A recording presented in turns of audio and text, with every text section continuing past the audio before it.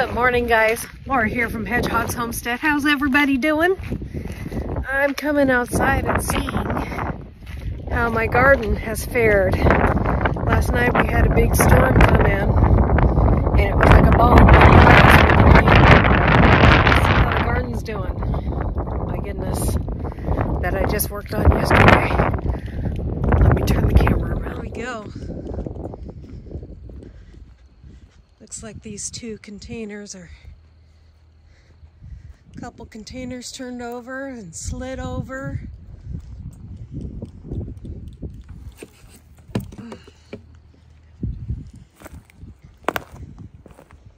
Oh, thank God there was nothing in here.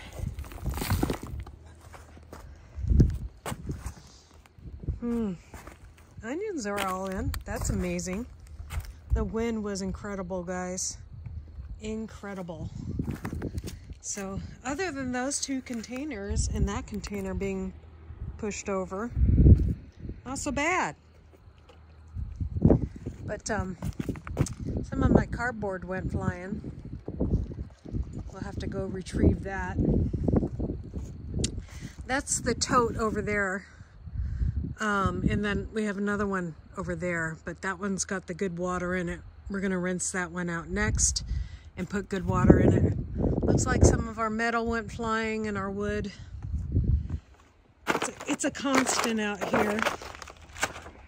Let's go see what Chris is doing. Now, Chris was bush hogging the other day and at the neighbor's property, earning some dinero with his beautiful Mabel. But there was something he didn't learn or didn't know. We have a saying at Hedgehog's Homestead: you don't know what you don't know until you know it.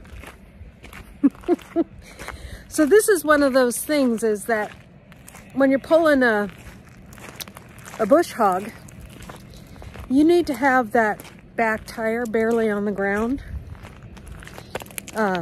It's more like a guiding wheel than a tire to have the weight on. Well,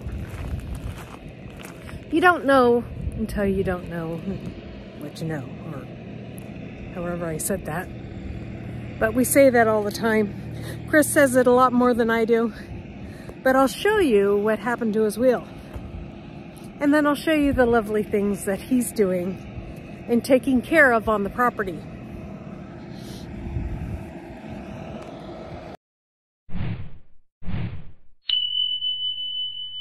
Now this is what can happen to your tire on your back of your bush hog if you don't just keep it barely on the ground.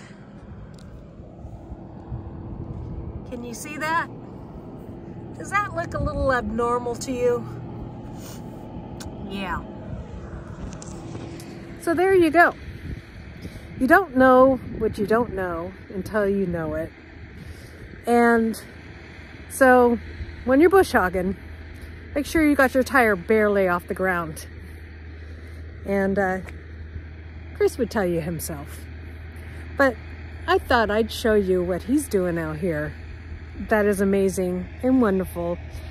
Now, if you know our channel, you can look back, and I'll probably add them to this video. We've had some fires on the property because we have this beautiful stuff called broom sage, and it lights up like nobody's business. The first fire was on purpose, the second fire was not, and the third fire was not.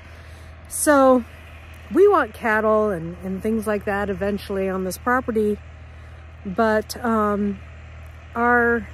we need the right stuff for them to eat. So we need to get some pasture grasses in and some lovely stuff like that. So the things that we learned from YouTube University is that you need to plow your ground and you need to disc your ground. And we have a lot of attachments that we got with Mabel, our tractor, when we got her. But one of the things that we didn't get was those attachments. So If you look behind me, I'll show you what Mabel's doing.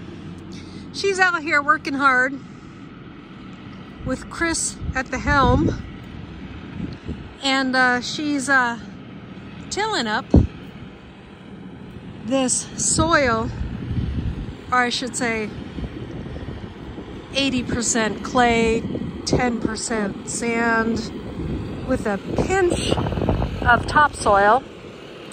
So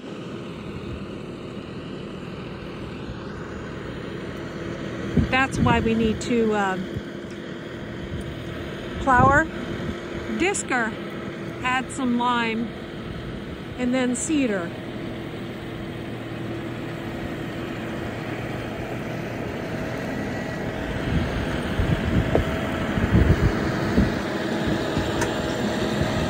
Because what you'll see is all you see is clay when he does that.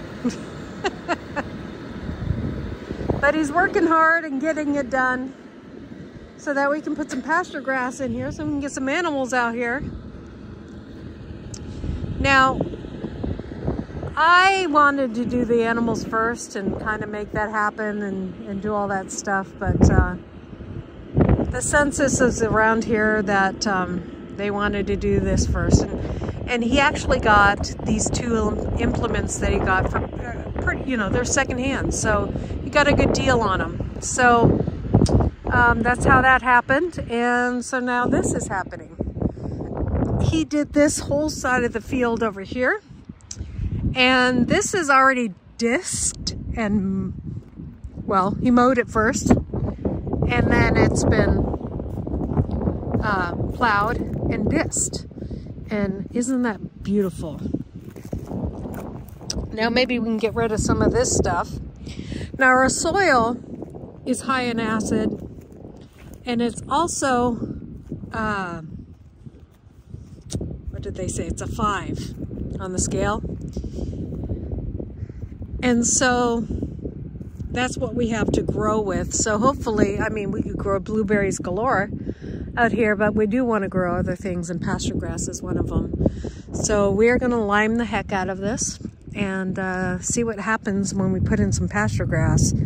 And it's going to look a lot better. Now we can pull out those huge rocks like the one over there. And yeah, if we get enough rocks, we could probably get some retaining walls. But so Chris is doing a wonderful job getting this all done so that we can work on that, and with his trusty steed Mabel.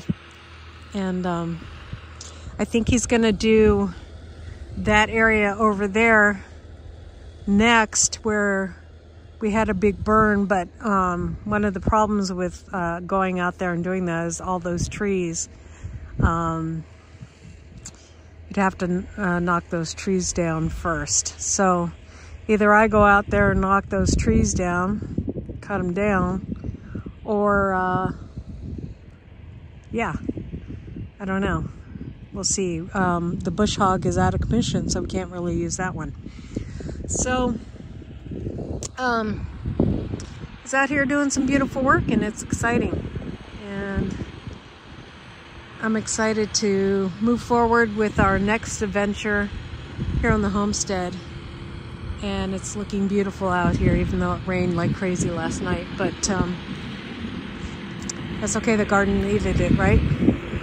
So does our grass. And we are getting some grass in from our last mow, or our last burn. You can see that we do have some grasses coming in.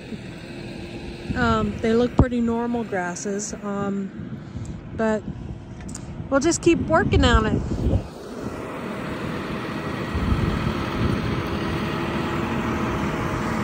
That thing works really well for such an old attachment. Look at that.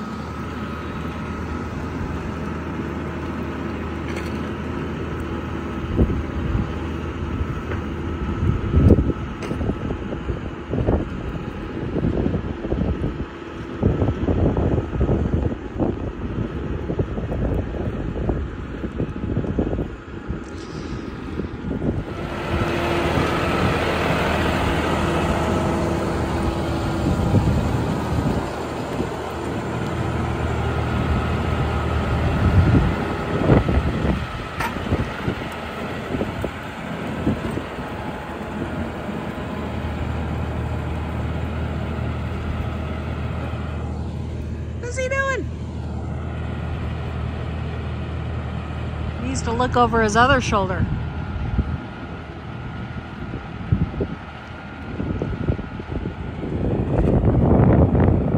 Isn't that incredible, guys?